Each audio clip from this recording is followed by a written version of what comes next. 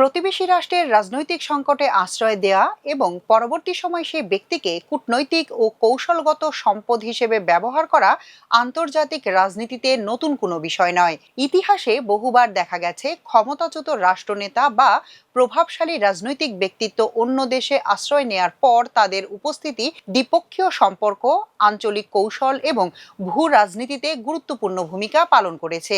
জুলাই গণ অভ্যুত্থানে ক্ষমতাচ্যুত হয়ে ভারতে আশ্রয় নেওয়া বাংলাদেশের সাবেক প্রধানমন্ত্রী শেখ হাসিনাকে নিয়েও এখন কূটনৈতিক মহলে একই ধরনের আলোচনা চলছে।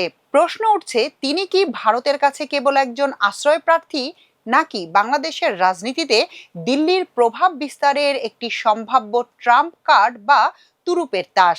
ভারত অতীতেও প্রতিবেশী ও আঞ্চলিক বিভিন্ন দেশের গুরুত্বপূর্ণ নেতাদের দীর্ঘ সময় আশ্রয় দিয়েছে। সবচেয়ে আলোচিত উদাহরণ হলেন তিব্বতের আধ্যাত্মিক নেতা দালাই লামা।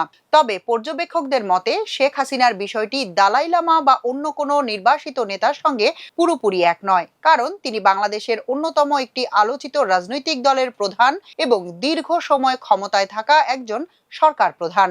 বাংলাদেশের রাজনীতি, প্রশাসন, ব্যবসা, নিরাপত্তা ও আন্তর্জাতিক সম্পর্কের উপর তার দীর্ঘদিনের প্রভাব ছিল।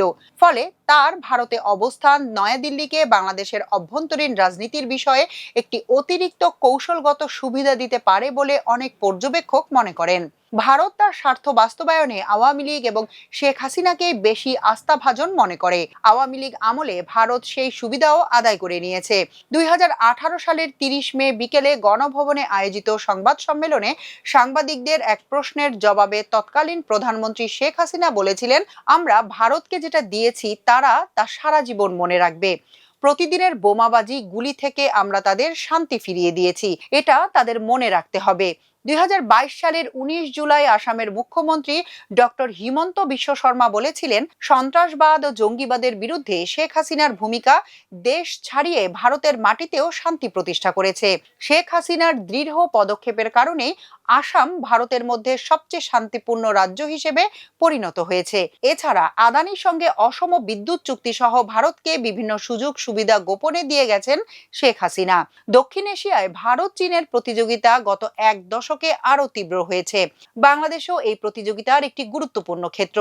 কূটনৈতিক বিশ্লেষকদের একটি অংশের মতে, যদি ভবিষ্যতে বাংলাদেশের নতুন রাজনৈতিক নেতৃত্ব চীনের দিকে আরো বেশি ঝুঁকে পড়ে, তাহলে শেখ হাসিনার রাজনৈতিক উপস্থিতি ও তার দলকে ভারতের একটি বিকল্প প্রভাবের মাধ্যম হিসেবে ব্যবহার করার সুযোগ তৈরি হতে পারে। তবে বাংলাদেশের বর্তমান রাজনৈতিক বাস্তবতায় কেবল একজন নেতার উপস্থিতি দিয়ে বাংলাদেশের কৌশলগত অবস্থান নিয়ন্ত্রণ করা সম্ভব নয়। রাজনৈতিক বিশ্লেষকরা বলছেন, গণ অভ্যুত্থানে শেখ হাসিনা পালিয়ে গেলেও বাংলাদেশে এখনো তার অনেক অনুসারী আছে। শেখ হাসিনা তাদেরকে ব্যবহার করে বাংলাদেশের ভেতরে অস্থিরতা সৃষ্টির সক্ষমতা রাখে। ভারত বাংলাদেশকে চাপে রাখতে বা বাংলাদেশের অস্থিতিশীলতা তৈরিতে শেখ হাসিনাকে ব্যবহার করতে পারে। বিভিন্ন সংখ্যালঘু ও ধর্মীয় ইস্যুতে উস্কানিতে ভারত এবং শেখ হাসিনা ও তার অনুসারীদের হাত আছে বলেও মনে করেন বিশ্লেষকরা। কূটনৈতিক অঙ্গনে এমন ধারণাও রয়েছে, শেখ হাসিনার ভারতে অবস্থান বাংলাদেশের সঙ্গে ভারতের আলোচনায় একটি মনস্তাত্ত্বিক ও রাজনৈতিক উপাদান হিসেবে কাজ করতে পারে। সীমান্ত, পানি বন্টন, বাণিজ্য, নিরাপত্তা সহযোগিতা কিংবা আঞ্চলিক সংযোগের মতো ইস্যুতে নয়াদিল্লি চাইলে তার উপস্থিতিকে সরাসরি নয় বরং পরোক্ষভাবে রাজনৈতিক বার্তা দেওয়ার একটা মাধ্যম হিসেবে ব্যবহার করতে পারে। এমন আলোচনা নীতি নির্ধারণী মহলে রয়েছে। তবে এ ধরনের দাবি নিয়ে কোনো আনুষ্ঠানিক বক্তব্য ভারত সরকার কখনো দেয়নি। ভারত বরাবরই বলে আসছে, তারা বাংলাদেশের সঙ্গে রাষ্ট্র রাষ্ট্র সম্পর্ককে সর্বোচ্চ গুরুত্ব দেয় এবং বাংলাদেশের অভ্যন্তরীণ রাজনৈতিক বিষয়ে প্রকাশ্যে হস্তক্ষেপ করে না। ভারতের পররাষ্ট্র মন্ত্রণালয়ও বিভিন্ন সময়ে বলেছে, বাংলাদেশ তাদের অন্যতম গুরুত্বপূর্ণ প্রতিবেশী এবং দ্বিপক্ষীয় সম্পর্ক ব্যক্তি নয়, রাষ্ট্রীয় স্বার্থের ভিত্তিতে পরিচালিত হয়। আন্তর্জাতিক সম্পর্ক বিশ্লেষকদের মতে, শেখ হাসিনা বর্তমানে ভারতের জন্য একটি কৌশলগত সম্পদ, এমন মূল্যায়ন করা যেতে পারে। তবে তাকে ট্রাম্প কার্ড বা তুরুপের তাস হিসেবে কতটা বা কিভাবে ব্যবহার করা হবে তা নির্ভর করবে বাংলাদেশের রাজনৈতিক পরিস্থিতি, ভারত চীন প্রতিযোগিতার গতি প্রকৃতি এবং নয়াদিল্লির দীর্ঘমেয়াদী আঞ্চলিক কৌশলের উপর। কূটনীতিতে কোনো সম্পদ সবসময় ব্যবহার করা হয় না, অনেক সময় সেটিকে শুধু সম্ভাব্য প্রভাবের উৎস হিসেবে ধরে রাখাই বড় কৌশল। শেখ হাসিনার ভারতে অবস্থানও দক্ষিণ এশিয়ার বর্তমান ভূ রাজনীতিতে তেমন একটি সম্ভাব্য কৌশলগত উপাদান হিসেবে বিবেচিত হতে পারে। সাবেক রাষ্ট্রদূত এম শফিউল্লাহ বলেছেন, শেখ হাসিনা এখন বাংলাদেশের বিরুদ্ধে ভারতের ট্রাম্প কার্ড। বিভিন্ন সময়ে ভারতে বসে শেখ হাসিনা বিভিন্ন গণমাধ্যমে সাক্ষাৎকার দিয়েছেন। এসব সাক্ষাৎকারের মাধ্যমে ভারত শেখ হাসিনাকে দিয়ে বাংলাদেশে অস্থিরতা তৈরির চেষ্টা করছে। যুক্তরাষ্ট্রের ইউনিভার্সিটি অব উইসকনসিন মেডিসনের রাষ্ট্রবিজ্ঞানী এন্ড্রু এইচ কিড এক গবেষণায় বলেন, নির্বাসিত রাজনৈতিক গোষ্ঠী বা নেতাদের আশ্রয় দেওয়া স্বাগতিক রাষ্ট্রের জন্য একটি পররাষ্ট্রনীতির হাতিয়ার হয়ে উঠতে পারে। এর মাধ্যমে আশ্রয়দাতা রাষ্ট্র প্রতিবেশী বা প্রতিপক্ষ রাষ্ট্রের উপর চাপ সৃষ্টি করতে পারে।